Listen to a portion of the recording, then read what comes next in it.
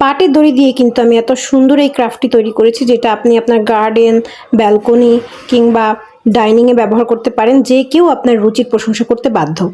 তো এর জন্য আমি অনেকগুলো দড়ি নিয়ে নিয়েছি, যদিও এতগুলো দড়ি লাগে না, মাত্র 2টা দড়ি লাগে ছোট সাইজের যেটা সেটা বানানোর জন্য। তো আমি যেহেতু অনেকগুলো বানাবো সেজন্য আমি এত দড়ি নিয়েছি। আপনাদের কাছে যদি একটা বা 2টা দড়ি থাকে সেটা দিয়েও কিন্তু আপনি বানাতে পারবেন। তো এর জন্য তেমন কিছু না, মেশিনে শুধু আপনি এটা ঘোরাতে থাকবেন এবং সেলাই করতে থাকবেন। একটা একটা করে ঘোরাবেন আর সেলাই করবেন। এভাবে আমি কিন্তু এই যে একটু একটু করে একটা একটা করে দড়ি ঘুরিয়ে আনছি এবং সেটা সেলাই করে নিচ্ছি মেশিন থেকে। এভাবে কিন্তু শুরুর দিকটা আপনার একটু কষ্ট হবে, শুরুর দিকে একটু এটা ম্যানেজ করে সেলাই করে নিতে হবে ঘুরিয়ে, তারপর থেকে শুধু পুরোটাতে সেলাই করবেন।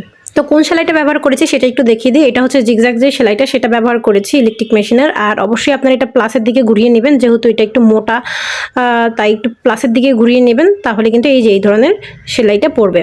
আর যদি আপনার প্লাসের দিকে ঘুরিয়ে না আনেন, অর্থাৎ ফুট প্রেশার যেটা, সেটা প্লাসের দিকে ঘুরিয়ে না নিলে কিন্তু আমাদের সুইটা ভেঙে যাবে। তো এইভাবেই কিন্তু আমি ঘুরিয়ে ঘুরিয়ে এটা অনেকখানি সেলাই করে ফেলেছি। সেলাই করার পর কিন্তু আবারও এটার উপর থেকে সেলাই করে নিতে হবে, যেন এগুলো ফাঁকা ফাঁকা অংশটা না থাকে। এই যে দেখতে পাচ্ছেন আমি উপর থেকে এক পাশে থেকে অন্য পাশে সেলাই করে নিচ্ছি। এভাবে কিন্তু আপনার ফিনিশিংটা ভালো আসবে, অর্থাৎ পরবর্তীতে ছুটে যাবে না। তো এই পর্যায়ে আমার সেলাইয়ের কাজ শেষ, অর্থাৎ মেশিনে আর সেলাই করার কোনো প্রয়োজন নেই, এখন হাতের কাজ। তো এখন আমি এটা হাতে কাজ করে নিব।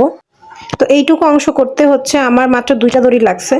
তো এক্সট্রা আমি আরও একটা দড়ি নিয়েছি, যেটা একদম গোল করে ওইটা সমান হয় সেই সাইজ করে।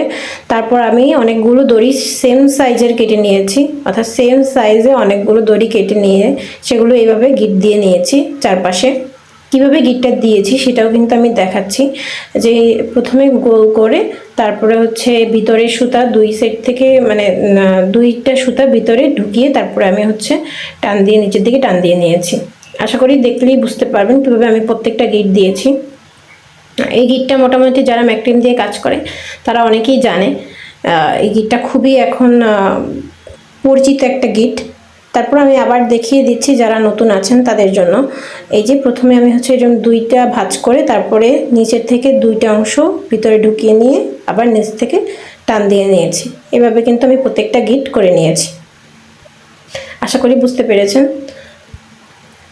তো এইভাবেই আমি মোটামুটি সবগুলো গিট করে নিয়েছি। তারপর আমি আবার এক্সট্রা আরেকটা দড়ি নিয়েছি, এটা ঘাম দিয়ে লাগানোর জন্য। আমার কাছে গ্লু গান ছিল না, সেজন্য আমি আমার চুড়ি বানানোর যেই ঘামটা থাকে সেটা দিয়েই আমি এখানে ঘামটা লাগিয়ে নিয়েছি। যদিও এটা খুব ফিক্সড হয়েছে, একদম কোনো সমস্যা হয়নি।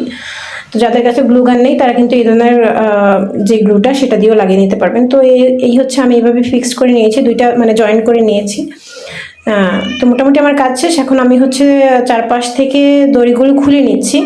তো প্রত্যেকটা দড়ি আমি খুলে নিয়েছি, দেখতে পাচ্ছেন। প্রত্যেকটা দড়ি খুলে নেওয়ার পর আমি এগুলো একটু চিরুনি দিয়ে বা আপনার হাতের কাছে যে মোটামুটি ব্রাশ চিরুনি যেটাই থাকে সেটা দিয়ে একটু এভাবে আঁচড়িয়ে নেবেন। তো আমি এই যে এভাবে আঁচড়িয়ে নিয়েছি। তারপর আবার মোটা সাইজের একটা চিরুনি দিয়েও আঁচড়িয়ে নিয়েছি। লাস্টে আমি এটা সমান করে কেটে নিয়েছি। তো এইভাবেই কিন্তু আমার এই কাজটা কমপ্লিট হয়ে গেছে। এটা কিন্তু বাস্তবে আরও বেশি সুন্দর লাগে ক্যামেরা থেকে। আশা করি আপনাদের ভালো লেগেছে। আমি চেষ্টা করব হ্যান্ডমেড অনেক আইডিয়া শেয়ার করার, সেজন্য আমাকে অবশ্যই সাবস্ক্রাইব করে পাশে থাকবেন।